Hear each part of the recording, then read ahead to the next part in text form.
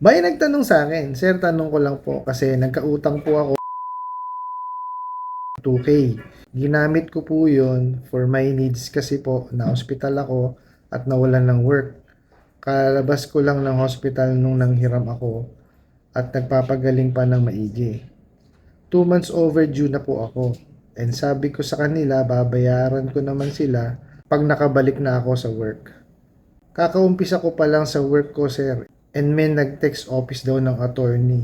And punta daw sila dito with their team to our barangay. Tapos mag-file daw sila ng case na estafa. By the way po, going 3K na po ang utang ko dahil sa tubo at penalty.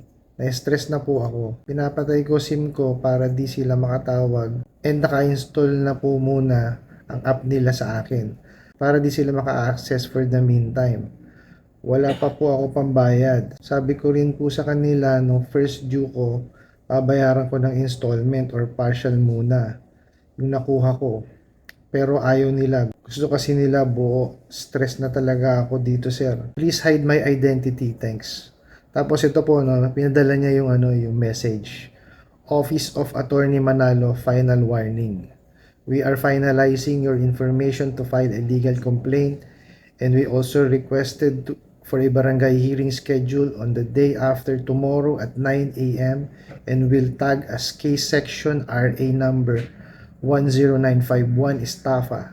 Expect our legal team and a barangay official anytime to your house or office address. We are giving you until today at 6 p.m. to coordinate to us.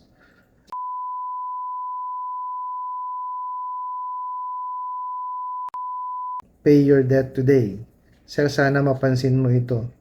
Ganito text nila from Ola. Is this considered harassment? Paki-blur na lang yung number para walang problema, sir, and please po, pa-anonymous na rin. Okay. Una po, no, base kasi dun sa nyo, sa kwento nyo, nakapanghiram kayo sa Ola na to, no, ng 2K. Pero wala kayong trabaho. So, nakakapagtaka ron, paano kayo nakapag-loan kung wala kayong trabaho? So, meaning, hindi sila nagbe-verify na maayos. Ano po? Or, hindi ko alam, speculation ko lang to or sinabi nyo may trabaho kayo, kaya kayo nabigyan. So, either way po yun. Hindi ko kasi malinaw dito no, sa message nyo kung nung bang nag-apply kayo sa kanila, may trabaho pa kayo? Or nung nag-apply kayo sa kanila, sinabi nyo na may trabaho kayo kahit wala na? Or nag-apply kayo dito nang wala na talaga kayong trabaho? Kasi wala ho kasi akong kilalang lending na nagpapautang ng walang trabaho So, yun ho yung tatlong senaryo na question ko rito, no? Kasi sinasabi ho kasi dito sa niya is sa SMS nila, no?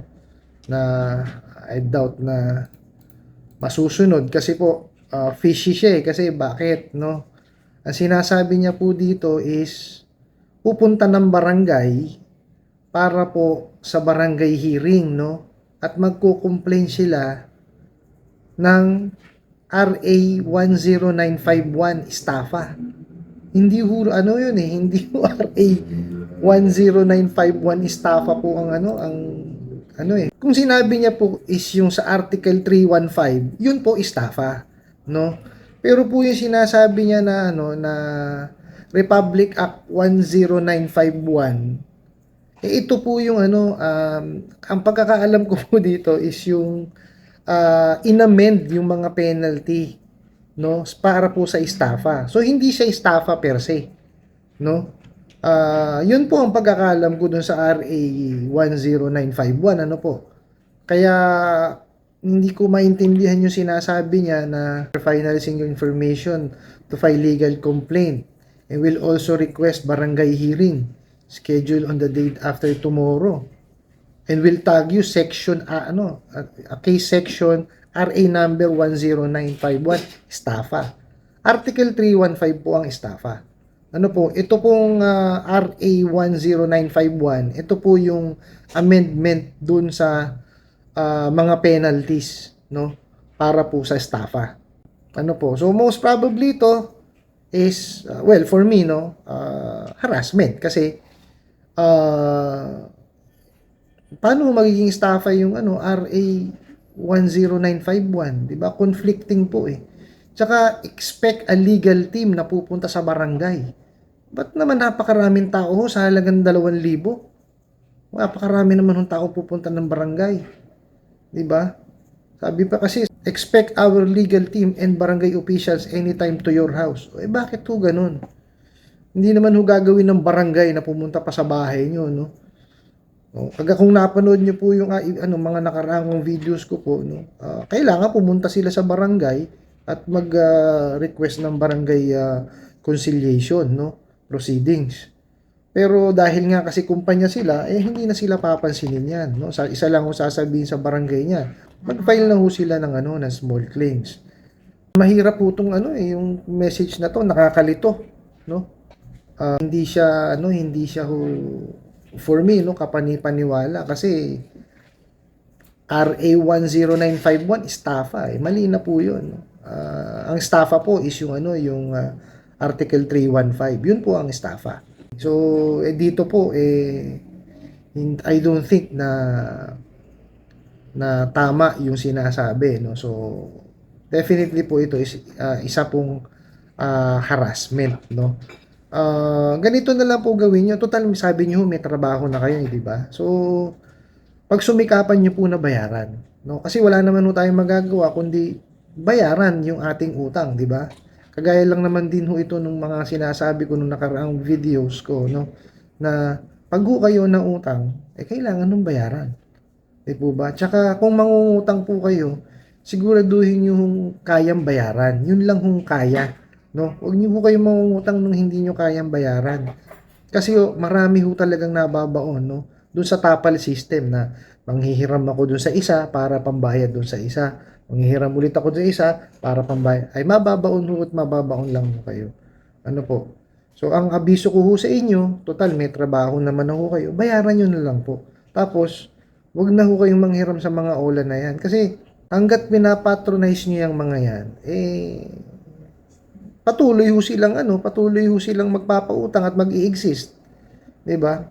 Samantalang kung hindi niyo ipapatronize yan at hindi niyo, kumbaga, hindi na kayo diyan mangutang mo kayo sa bangko. 'Di ba? Kundi ho sa bangko, sa financing or sa lending, no? I-build niyo po yung inyong credit history.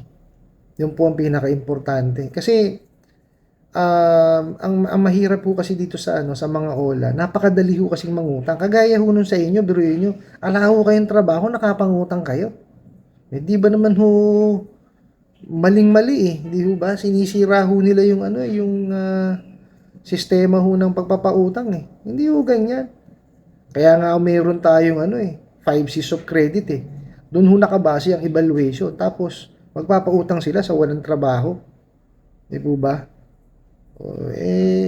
Wag ho sanang kumbaga, wag niyo na lang i-patronize kasi hangga't nandyan yung mga yan, hindi ho titigil yung mga yan. Marami ho talaga silang madadali. Marami silang mahaharas, no? Doon ho kayo sa sa bangko, sa financing, tsaka sa traditional lending manghiram. I-build nyo po yung inyong credit history, doon ho kayo manghiram, no? Hindi bali hong matagal at maraming requirements, legitimate naman po. Hindi kayo makakaranas ng harassment. At may standard silang sinusunod galing po sa BSP at SEC. Kaya ho yung payo ko, bayaran nyo na lang po, no? Para wala ho na kayong sakit ng ulo. Alisin nyo na, kumbaga matanggal na sa nyo yan. At least, hindi na ho kayo may stress, no? I hope nasagot ko po yung tanong at nakatulong po sa inyo, no?